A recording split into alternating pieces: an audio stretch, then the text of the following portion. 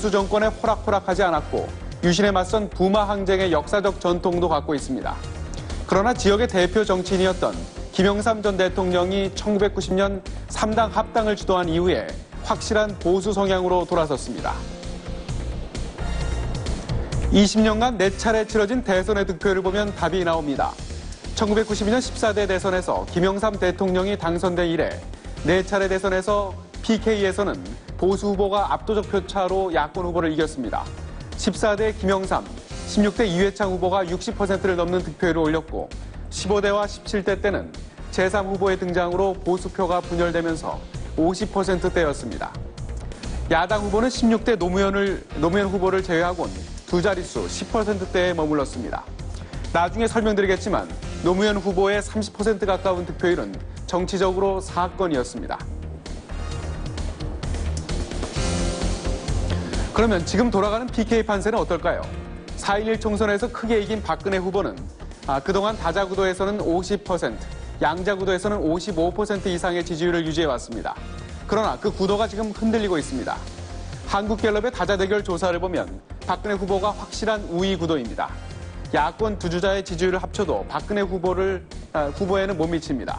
그런데 박근혜 후보의 지지율이 50% 아래 40%대로 내려와 있습니다.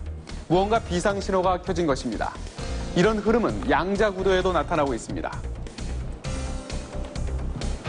박근혜 후보와 야권 단일 후보로서 무소속 안철수 후보를 1대1 맞대결 시켜본 결과입니다. 양자구도에서 55% 선을 유지해왔던 박근혜 후보의 지지율이 지금은 50%대 초반입니다. 반대로 안철수 후보의 지지율은 40%를 넘었습니다. 두 후보 간의 격차가 10%포인트 안팎으로 근접해 있는 것입니다. 박근혜 대 문재인 대결을 볼까요? 박근혜 후보의 지지율이 조사에 따라 50% 밑으로 내려가 있기도 합니다. 문재인 후보는 40% 안팎입니다. 이달 중순만 해도 20%포인트에 달하던 지지율 격차가 10%포인트 안팎으로 좁혀졌습니다. 자, 양자구도를 전체적으로 볼 때 박근혜 후보의 지지율은 50%대 초반, 야권 주자들의 지지율은 40% 안팎에 머무는 것으로 볼 수 있습니다. 야권 주자들이 PK 지역에서 40%의 지지율을 보이고 있다.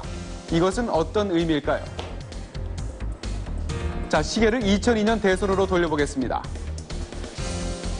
자, 당시 이회창 후보가 PK에서 거둔 득표율은 65.3%, 노무현 후보가 29.4%였습니다. 이회창 후보가 더블 스코어로 이겼습니다. 그러나 내용상 승리라고 보기는 어렵습니다. 10%대 득표율에 머물던 민주당 후보가 30%에 가까운 득표를 했기 때문입니다. 불과 57만 표 차이가 났던 대선에서 승리할 수 있었던 결정적 요인이었습니다. 그때부터 PK 30% 득표는 야권 내에서 일종의 필승 공식으로 통하고 있습니다. 당시 동아일보 코리아 리서치 여론조사를 보면 지금과 흐름이 유사합니다.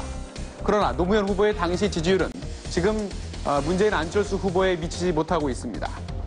그만큼 여당은 위기의식이 크고 야권은 기대감이 큽니다. 2002년엔 이회창 후보가 65에서 70% 이상 득표를, 노무현 후보가 35% 이상 득표를 목표했었습니다. 그런데 이번 대선에서는 여당이 60% 이상의 득표, 야권은 40% 이상의 득표를 자신하고 있습니다. 야권이 40% 이상 득표를 자신하는 데에는 단순히 여론 지지율에만 근거하고 있는 게 아닙니다. 지난 4.11 총선 결과가 그 가능성을 적극 보여주고 있습니다. 자, 총선 결과를 보면 PK 전체 의석 40석 가운데 새누리당이 36석을 싹쓸이합니다. 나머지 민주당 3석, 무소속 1석이었습니다. 그러나 정당 득표율을 보면 상황이 다릅니다. 새누리당이 52%, 민주당과 통합진보당을 합친 야권은 40%에 육박하는 38.7%였습니다. 그러면 PK 표심이 왜 흔들리는 것일까요? 우선 이명박 정권 출범 이후 나빠진 지역경제, 신공항 추진 무산 등의 악재가 겹치면서 지난 4년간 홀대와 소외를 받았다는 정서가 강하다는 분석입니다. 바닥 민심을 들여다보면 단순한 섭섭함을 넘어서 반여 기류가 만만찮게 퍼져 있다는 얘기도 들립니다. TK와 PK 간 신지역주의도 작용하고 있다는 분석입니다. 박근혜 후보가 TK 출신이고 문재인 안철수 후보가 PK 출신이어서 PK가 또다시 차별 대우를 받을 수 있다는 지역 내 우려가 있다는 것입니다.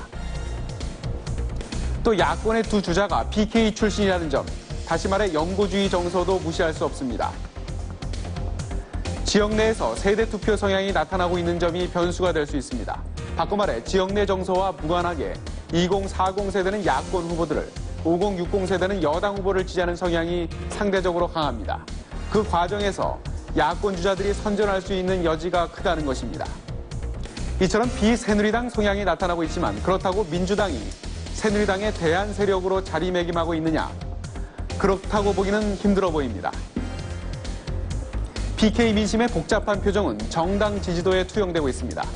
한국갤럽 조사에 따르면 새누리당 지지율이 41%로 민주당에 비해 여전히 2배를 넘습니다.